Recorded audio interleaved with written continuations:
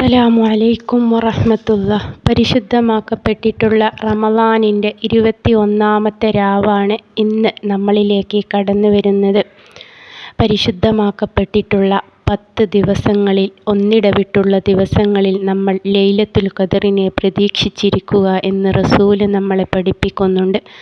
റമളാനിൻ്റെ ഈ അവസാന 10-ലെ ആദ്യത്തെ ലൈലത്തുൽ ഖദറിനെ നമ്മൾ പ്രതീക്ഷിക്കുന്ന രാവാണ് ഈ മഗ്‌രിബോട് കൂടി നമ്മളിലേക്ക് കടന്നു വരുന്നത്.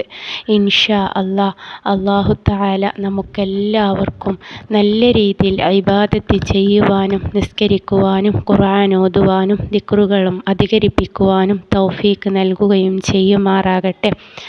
ഇന്ന് ഞാൻ നിങ്ങളുമായിട്ട് പങ്കുവെക്കുന്നത് ലൈലത്തുൽ ഖദറിൻ്റെ രാവിലെ പ്രധാനപ്പെട്ടും നമ്മൾ ദുആ ചെയ്താൽ അല്ലാഹു തആല പെട്ടെന്ന് സ്വീകരിക്കുന്ന ഒരു ഇസ്മുണ്ട്. ഈ ഒരു ഇസ്മിന് ഒരു പ്രത്യേകതയുമുണ്ട്. ഇസ്മായിൽ അലൈഹിസ്സലാം ഏറ്റവും കൂടുതൽ ചൊല്ലിയിട്ടുള്ള അസ്മാഉൽ ഹുസ്നയിലുള്ള അള്ളാഹുവിൻ്റെ ഒരു നാമം കൂടെയാണ്.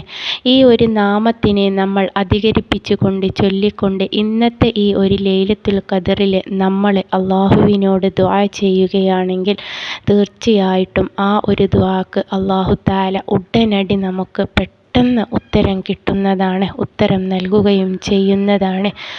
അപ്പോൾ ഇസ്മായിൽ അലൈഹിസ്സലാം ചൊല്ലിയിട്ടുള്ള ആ ഒരു ഇസ്മ ഏതാണെന്ന് ഞാൻ നിങ്ങൾക്ക് പറഞ്ഞു തരാം. അസ്മാഉൽ ഹുസ്നയിലുള്ള അള്ളാഹുവിൻ്റെ പ്രിയപ്പെട്ടൊരു നാമമാണ് യാ മുജീബ് യാ അള്ളാ എന്നത്. അപ്പം 110 വട്ടം യാ മുജീബ് യാ അള്ളാ എന്ന് ചൊല്ലിയിട്ട് അള്ളാഹുവിനോട് ദുആ ചെയ്യുക. ഈ ഒരു ദിക്റ് കൂടെ അതിൻ്റെ കൂടെ പറയുക. ഇസ്തജിബ് ദുആഇ കുല്ലഹു ബിഫളിക യാ ദൽ ജലാലി വൽ ഇക്റാം. ഈ ഒരു ദിക്റ് കൂടെ നിങ്ങൾ ദുആ ചെയ്യുന്നതിന് കൂടെ കൂട്ടിച്ചേർത്ത് കൊണ്ട് പറയുക. ഇൻഷാ അല്ലാഹു തആല നിങ്ങളുടെ ആ ദുആ പെട്ടെന്ന് കബൂലാക്കുന്നതാണ്.